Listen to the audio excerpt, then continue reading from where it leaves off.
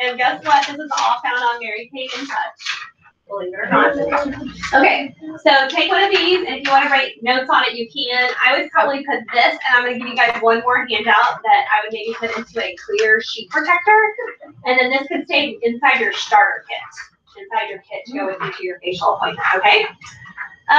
So we have, I think I named them all off, and they're in the other room inside that where it says foundation recommendation. Those are all of our different foundations. Am I talking too loud? No, we're ready. Oh, no, we just started our foundation training. Lord. Holy cow, y'all are like too early. Do something else. Did y'all do referrals there? Right. Any referrals? And hands. Maybe do that hands. And have Tara give an eye story. Okay.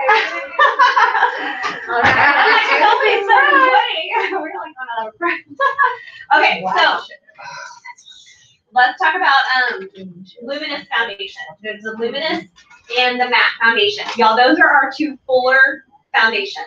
Okay, if somebody wants full coverage, they're gonna want Luminous or Matte Foundation. Now, how do you know the difference? Yeah, how do you know which one to give them? I usually start off on preference. Age. Well, preference first, because you know what? The customer has to like it.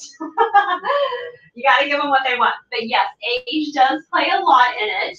I honestly, I kind of think anybody over 40-ish probably needs to tend to lean more towards the Luminous Foundation. But actually, I've been wearing that, so I kind of have to. It just, I think some of it comes into play with the weather. The weather, the time of the year, that kind of stuff too. So Luminous is going to give you a more dewy finish, a liquidy, it's not liquidy, but it's that dewy finish. And I think I'm so anti like shine look, that's why I don't tend to want to use that one. But I do have to pull Luminous out in the winter because my skin does get that dry. The matte is going to give you that super flat matte look, and if you tend to be on the dry side, if you try to use a matte foundation, just FYI, it will show every little crease and line, okay? But those are both full coverage foundations. This is what they look like. I brought them, as you can see, boxes, and they have pink and purple, pink and purple. Pink is Luminous, purple is matte, okay? It takes not very much of this stuff. That was one of the things when we first launched this foundation, I hated it, but it was because I was squirting a ton out, thinking I had to put it all on, and it was nasty. Like, it didn't go on very well because I was taking it on. It was way too much. So less of this goes a long, long way. Okay. All right. So it kind of tells you there on the chart: normal to dry is Luminous, combo to oily is matte. Now, there is a medium coverage foundation. However, note on your chart that there is nowhere listed medium coverage. You do not need to talk about medium coverage to anybody unless it's a former consultant, not consultant, a former customer that is requesting. Like I keep a 200, a 100, and a 300 on my shelf because I have customers. I keep 304. That won't switch over, and I keep every time I deliver, I'm like, just to let you know, we still have it, but it won't be around forever. You know, just kind of keep playing that little bug. And so one of these days, they're gonna let me like match them to the newer stuff. Okay, so just know matte is nothing you want to be promoting. Okay. Yeah. Sorry. So matte. No, matte is good. Not medium. She means medium coverage. Sorry, I just totally. And then where's the medium? It's not. It's not on there. Yeah, we're not promoting medium coverage. It doesn't exist. Does not exist. Okay, so moving on, cream to powder. Cream to powder it says for combination to oily skin. It does give a matte finish. To me, cream to powder is a super like even more coverage. It's kind of my thought of the cream to powder. I would actually highly recommend y'all try all of these. Like you need to wear them all. I do put them all. I'm like, which foundation am I gonna wear today? The cream to powder, I tend to maybe pull out a little bit more in the winter time. I don't know why. I don't know. That's kind of mine. But it is more for the combination oily person. It's thicker. It's a cream, and you just put it on with a sponge or your fingertips. And it goes on and it just immediately gives you a powdery finish. I mean, it's pretty sweet. Yeah, it's cool. And it's been reformed. It had a makeover a couple of years back Cause I remember I was like, no, I'm not touching it. But when they got the makeover, it's actually a really cool foundation. It has a fresh smell. Yeah, yeah. The cream and powder, yeah.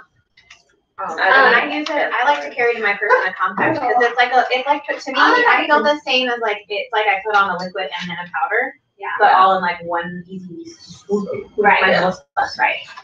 Yeah. See, I'm not a big powdery person. So I'm not like a sponge person. I don't like the sponge. But that's why we have all the different, that's why we have all the options. And it looks like a What's cool though, if you guys notice on the benefits, the cream to powder is transfer resistant. So just know it's not gonna rub off, it's not gonna come off, that kind of stuff. All right, and then of course we have the mineral powder foundations. That's the loose looking powder stuff that you swirl on with a brush and swirl it on. The mineral foundation is for all it's for all skin types, but it's more of a lighter. Hey, it's more of a like a lighter. Oh my God. Water. Hey, Charlie. We won't be here.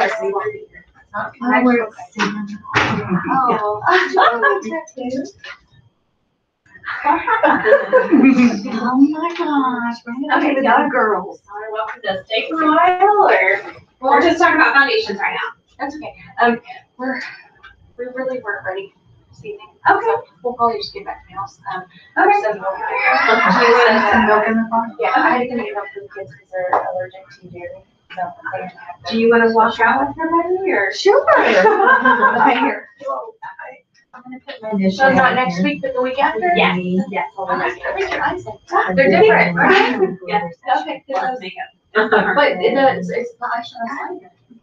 It is, it's the gold, it's the light gold. Apricot.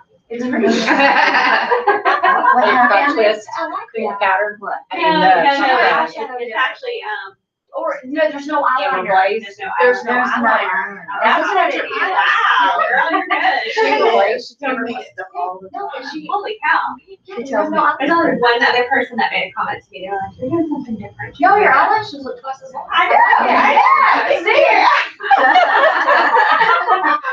That's exactly why I thought that on the dark. Yeah. Hi, I'm sorry. This is my niece. Amber. So Clay has a new, his car's for tomorrow. One of So those. we have that tomorrow. Okay. No, they're not mine. I can't see mine. Y'all are just, FYI, you're being Because I got the, heavy lid up here and I know Carlin, you can see him for about 5 minutes. How And the are you? water's down and you're like, okay, does she have it? Even with mascara on. Even with using the, whatever that stuff is. Yeah, it's not just a dark eyeliner on the top, and so my lashes look longer. All right, so we were talking about mineral powder foundation. Light coverage, super light coverage. If somebody just wants to be able to dust and go, that kind of thing. But if they're looking for actual coverage, the mineral powder is probably not enough. Okay, all skin types, and of course the CC cream is all skin types as well. One of the things I have been doing, so at the first appointment, everybody always tries CC cream. I finally put a tube of translucent powder in my starter kit bag, which I believe the new ones come with it. Yeah. And so that's always an option to put translucent powder on top of your CC cream, because here in Texas, just with the weather and the heat, it just seems CC cream can be a little bit shinier. And so that powder just really helps to set it and make it look more coverage actually. But the CC cream and the mineral powder are very natural. You know, somebody that's not used to wearing makeup, that's why I always just start with the CC cream, and they fall in love with it because they're just like, I don't wear makeup, and they just love it. That was kind of a weird comment that I noticed with a few of my customers. They got the CC cream and loved it so much, but then when they want fuller coverage, they're used to a little more like dewy, right? And like the creamy, I guess, I don't know if it's called that, but they wanted luminous, which I wasn't expecting.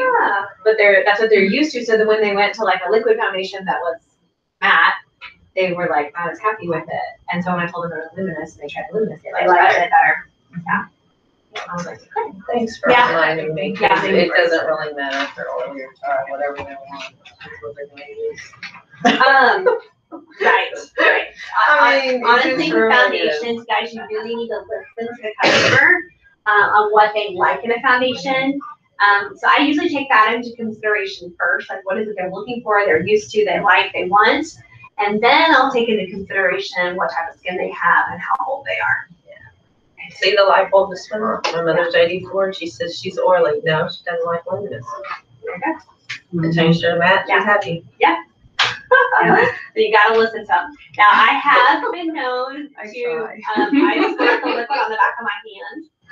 And like right now, I'm mixing a beige 4 and a beige 6, just to mix the colors. But like in the winter time, I actually mix luminous and matte. Call me crazy, but it's my semi-matte look. So you can do that.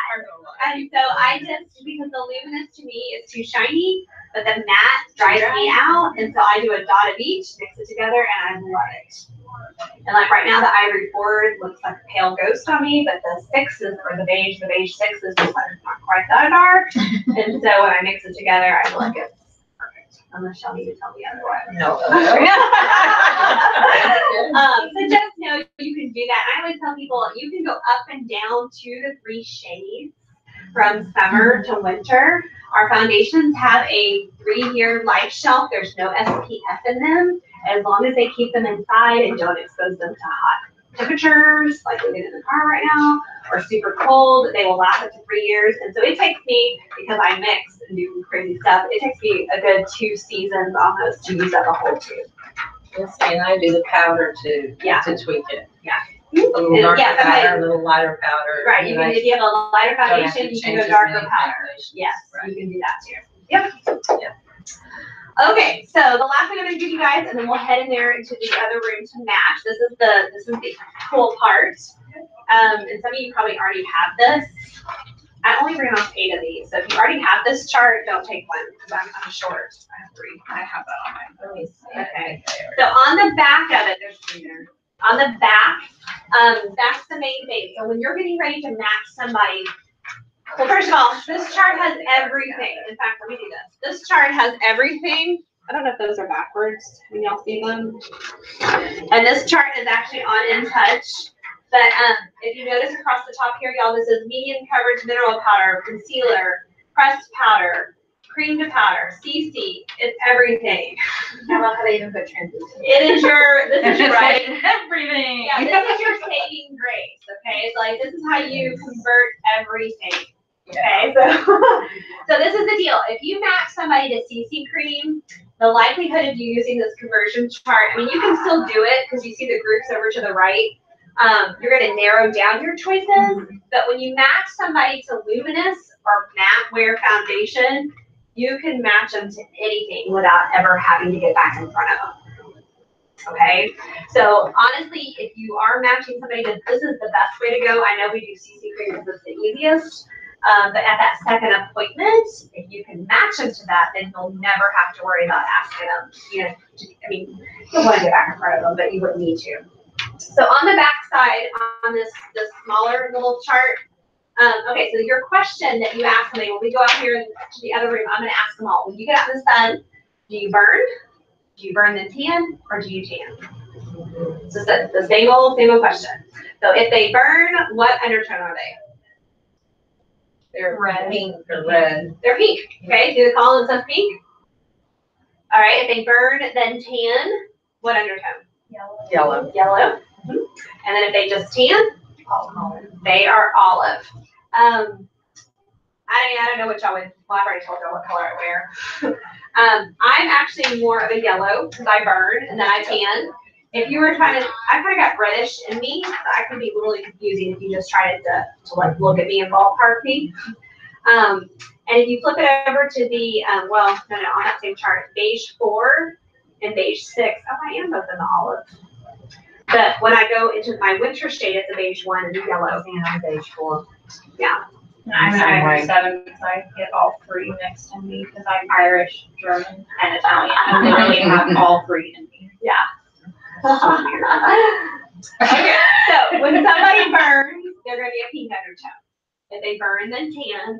And sometimes they'll say, well, I don't get out in the sun. I know, that's great, you don't get out in the sun, but if you were to get out in the sun, what happens? I know you've done it at least. I know, exactly. And so if they burn, then tan, you're gonna go to the yellow column, and then the olive column is if they just tan. Now, on a bronze person, you do need to look whether it's the inside of their arms, or their face, their neck area, but you can usually tell if somebody's more of a golden bronze, like they've got a yellowy, orangey, just more golden in them, or if they're more just like a warm, kind of like a deep brown with no like, just warm and like without the reds and the golds. I kind of think of it like hair color. Like, you know how like you either, like your blonde either turns golden, like I turn golden, whereas like when my daughter had her highlights done, they're more like, they're white, like they're more, she doesn't have the gold in it. Yeah. But that's what I think of like with bronze. Like they either have the gold, the yellow, the reddish orange in them, or they're not.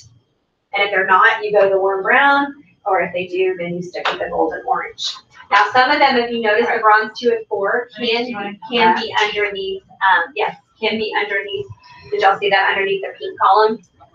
Okay, so we're gonna go in here and we're gonna ask them what happens when they get out in the sun, and then we're gonna narrow it down to whether they're ivory, beige, or bronze. Should we keep? So, We're good. are we wanting to do something like